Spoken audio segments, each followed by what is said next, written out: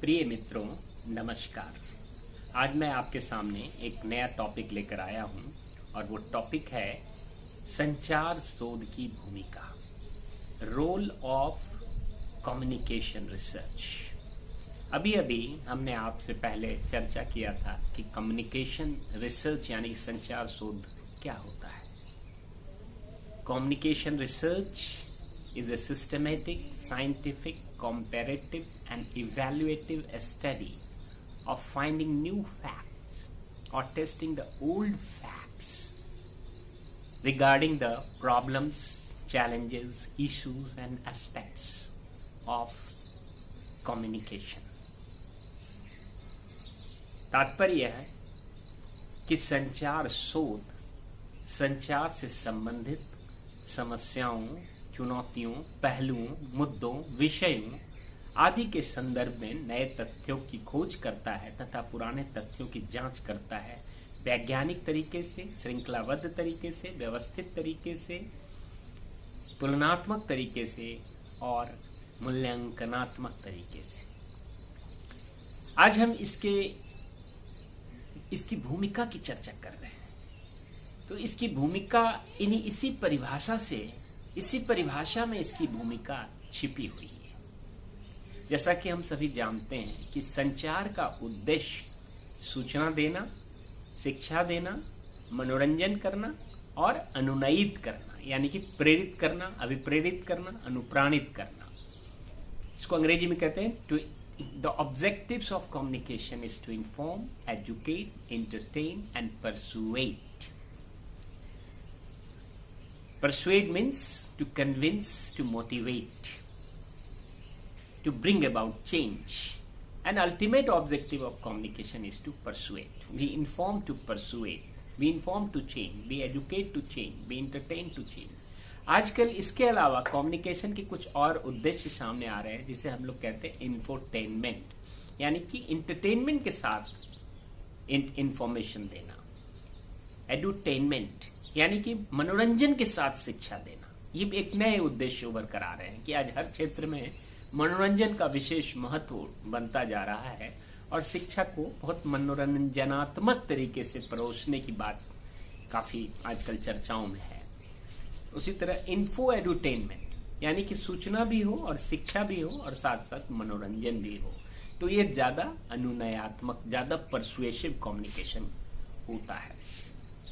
तो इन उद्देश्यों और संचार की परिभाषा से ही संचार की भूमिका का निर्धारण होगा। जैसा कि हम जानते हैं कि संचार की समस्याएं बहुत व्यापक और बहुत विस्तृत है। संचार में हम सबसे पहले लेते हैं अंतरावैयक्तिक संचार से संबंधित जो स्कोप है, जो इसकी समग्र इसकी भूमिका है।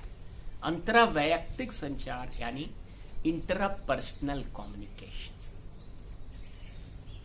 इस क्षेत्र में संचार की बहुत भूमिका है। इस क्षेत्र में शोध से संदर्भित अनंत भूमिकाएं हैं संचार शोध की। जैसा कि हम जानते हैं कि इंटरपर्सनल कम्युनिकेशन अपने आप से बात करना, खुद से, इसमें एक ही सोर्स होता है, वही व्यक्ति स्रोत होता है और वही व्यक्ति ग्राहक होता है। वही व्यक्ति इनकोडिंग करता है, वही व्यक्ति डिकोडिंग करता है, वही व्यक्ति फीडबैक अपने आप को देता है, यानी अपने आप से बात करना, अपने अंदर झांकना, अपने आप को पहचानना। ये कोई संचार सरल संचार नहीं है, बहुत जटिल संचार है। हालांकि हम इसको सरल करके अपने आप को समझने की कोशिश कर सकते हैं, लेकिन ये अपने आप में बहुत लोगों की पूरी जिंदगी निकल जाती है और वो अपने आप को समझ नहीं पाते कि वो किस क्षेत्र के लिए बने थे। जैसे आज सचिन तेंदुलकर अगर एक्टिंग करते तो क्या इतना सफल हो पाते, या अमिताभ बच्चन अगर क्रिकेट खेलते तो क्या इतना सफल हो पाते। लेकिन इन दोनों ने अपने आप को पहचाना। अमिताभ बच्चन ने अपने आप को पहचाना, अपने आप से कभी संवाद किया होगा कि नहीं, मुझे अभिनय के क्षेत्र में ही, एक्टिंग के ही क्षेत्र में जाना है और तभी मुझे अलौकिक सुख मिलता है और तभी मैं अपना बेहतरीन प्रदर्शन करता हूं। उसी तरह सचिन तेंदुलकर ने कभी महसूस किया होगा कि नहीं, मेरे लिए क्रिकेट ही सबसे अच्छा है, फुटबॉल नहीं, बैडमिंटन नहीं, एक्टिंग नहीं, डांसिंग नहीं। तो ये अपने आप से संवाद जो होता है वो इंट्रापर्सनल है, जिसमें हम अपने आप को पहचानते हैं, हम मनन करते हैं, चिंतन करते हैं, ध्यान लगाते हैं, साधना करते हैं। ये सब इंट्रापर्सनल कम्युनिकेशन, और इस सब में हम अपने आप से संवाद करते हैं। हमारे अंदर बैठा जो आत्मा है, परमात्मा है, जो भगवान है, जो ईश्वर है, उसकी आवाज सुनने की हम कोशिश करते हैं कि हम कहाँ जाए। ये जो संचार है इसको हम इंट्रापर्सनल कम्युनिकेशन, इसमें चिंतन, मनन, तपस्या, साधना, और जो अपने आप से हम इवन स्वप्न देखते हैं जब हम, तो हम अपने आप से संवाद करते हैं। हमारी अचेतना अवस्था, हमारी अर्धचेतना अवस्था और हमारी अवचेतना अवस्था तीनों सक्रिय हो जाती है। यानी ये कॉन्शियस माइंड, सब conscious mind and unconscious mind. जब हम ड्रीम करते हैं तो हमारी अनकॉन्शियस माइंड ज्यादा एक्टिव हो जाती है और सब कॉन्शियस माइंड और कॉन्शियस माइंड करीब करीब 0 हो जाती है। इसलिए हमें कई बार सुबह ध्यान नहीं रहता कि हमने क्या ड्रीम किया है। उसी तरह हमारे माइंड के अंदर ईड, ईगो, सुपर ईगो के बीच आपस में संवाद होता है। ईड कोई इच्छा जाहिर करता है, सुपर ईगो कहता है नहीं ये इच्छा गलत है, ये इच्छा ऐसा नहीं होना चाहिए, अनैतिक है, और ईगो उसको संतुलित करता है। तो ये मनोवैज्ञानिक पहलू है जिसमें मनुष्य अपने आप से संवाद करता है। इससे संबंधित अनेकों समस्याएं हैं, अनेकों चुनौतियां हैं, अनेक मुद्दे हैं, अनेक विषय हैं, और इसमें संचार शोध की अहम भूमिका है कि हम किस प्रकार से क्या मुद्दा लें, क्या टॉपिक लें, क्या समस्या को चुनें और उसका कैसे समाधान हमारे संचार शोध के माध्यम से संभव है। किस प्रकार से हम वैज्ञानिक पद्धति को अपनाएं और सिस्टमेटिक रिसर्च करें और एक फाइंडिंग्स निकालें कि मेरा ये शोध समस्या था अंतरावैयक्तिक संचार से संबंधित। यहाँ तक कि स्पिरिचुअल कम्युनिकेशन भी अंतरावैयक्तिक संचार से ही जुड़ा है, क्योंकि अध्यात्म क्या है?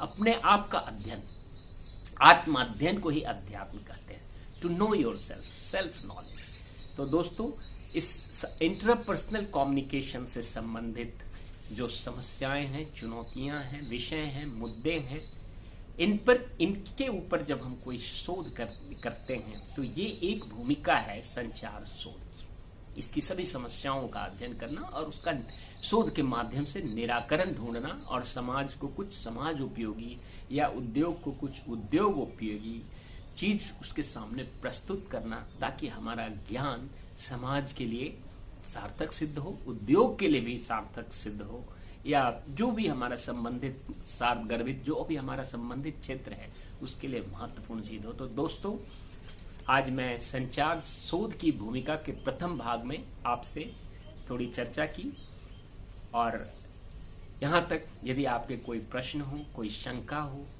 कोई स्पष्टीकरण की आवश्यकता हो, आपको कोई टिप्पणी करनी हो, तो आप सीधा हमारे कमेंट बॉक्स में टिप्पणी कर सकते हैं, प्रश्न कर सकते हैं। अगले भाग में हम फिर संचार शोध की भूमिका पर आपसे चर्चा करेंगे। तब तक के लिए इजाजत।